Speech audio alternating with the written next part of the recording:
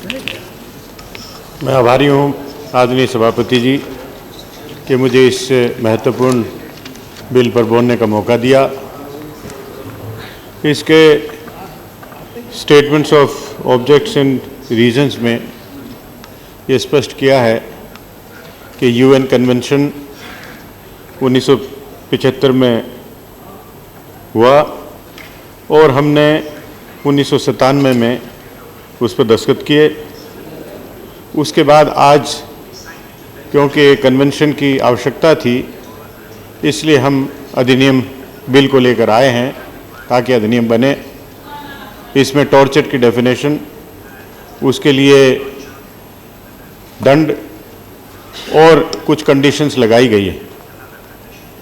मुझे प्रसन्नता होती कि इसके अलावा ये भी कहा जाता, क्योंकि समस्या बड़ी गंभीर है, रोज़ टॉर्चर की घटनाएं, प्रताड़ना की घटनाएं होती रहती हैं और ये जैसे कि अभी बताया, चाहे महिला आयोग, राष्ट्रीय महिला आयोग हो, चाहे राष्ट्रीय अनुसूचित जाति आयोग हो, उन सब ने इसका उल्लेख किया है कि प्रताड़ना की घटनाओं में वृद्धि हुई है और विशेष रूप से दलित वर्ग और अल्पसंख्यक वर्ग के लोगों के खिलाफ ये घटनाएं ज़्यादा हुई है, महिलाओं के ऊपर ज़्यादा हुई है। महिला आयोग की मैंने जिक्र इसीलिए किया कि महिलाओं पर घटना बहुत बड़ी है। आज थानों में वही अंग्रेजी हुकूमियत की बू आती है।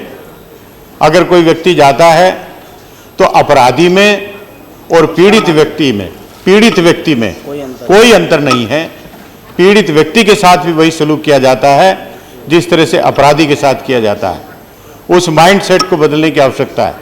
आज हम बराबर पुलिस में सुधार की बात करते हैं, लॉ एंड ऑर्डर में सुधार की बात करते हैं, तो सीमित हम होकर रह जाते हैं कि किस तरह से पुलिस कर्मियों को सुविधाएं दे दी जाएं, या जहां पर पुलिस कमिश्नर सिस्टम नहीं है वहां पर पुलिस कमिश्नर सिस्टम लागू कर दिया जाए, यहां तक सीमित रह जाएगी। लेकिन कभी भी उनके एटीट्यूड में किस तरह से परिवर्तन किया जाए, उनको किस तरह से ट्रेन किया जाए, इसके बारे में कोई पहल मैं समझता हूं आज तक नहीं हुई।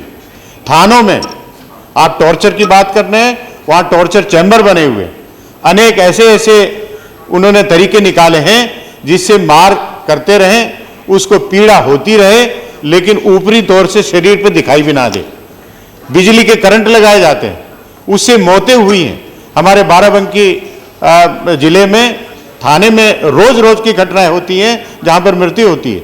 अभी 10 दिन पहले जेल में एक व्यक्ति की, मौर्य परिवार का था लड़का, उसकी मृत्यु हुई है। तो ये घटनाएं, इसके ऊपर सब मौन रहे हैं। इस पर और गंभीर चिंतन की आवश्यकता है, इस पर रोकने की आवश्यकता है, इसमें जन जागरण की आवश्यकता है। और जो human rights commission, national human rights commission, वो एक मूक दर्शक है एक समझ से, उनसे कोई नहीं सुनाई देता।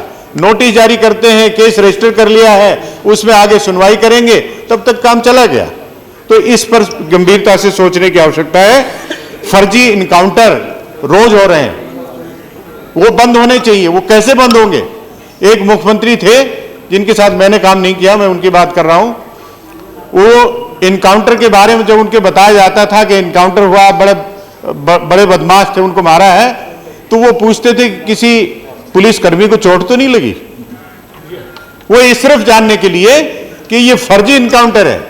अगर वास्तव में इनकाउंटर है तो पुलिस वाले एक दो ढेर हुए बिना नहीं रह सकते।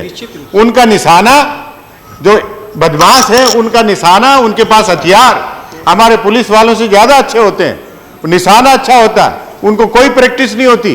तो इसलिए आज रोज इनकाउंटर हो रहे हैं, किसी पुलिसकर्मी को कोई कुछ नहीं होता। तो इसके ऊपर गंभीरता से सोचने की आवश्यकता है।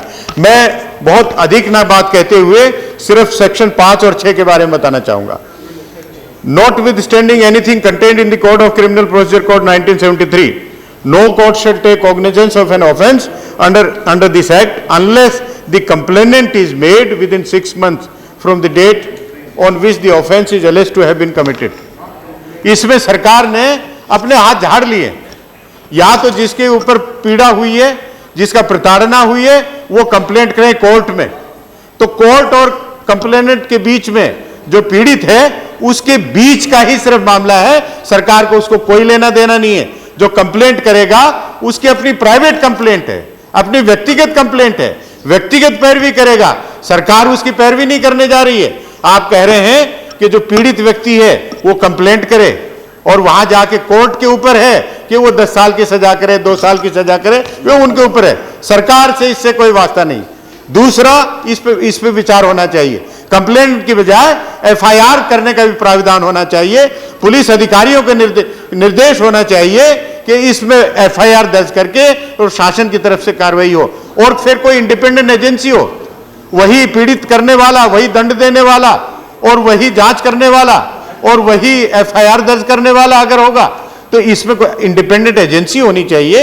ऐसे लोगों की एजेंसी होनी चाहिए जिसका पुलिस का कोई प्रभाव ना पड़े।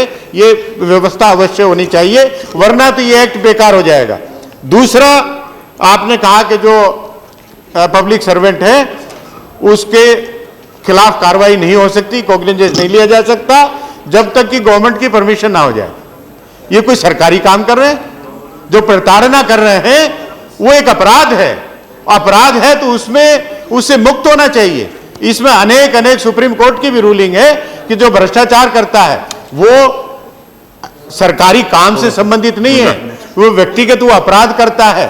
तो व्यक्तिगत अपराध करने वाले जो ऐसे मामलों में जो पब्लिक सर्वेंट के हैसियत से उनकी अनुमति लेने की आवश्यकता है, उससे मुक्त होना चाहिए। और मैं और इसी के साथ मैं इस बिल का समर्थन करता हूं। माननीय भूले गए चलबे ना।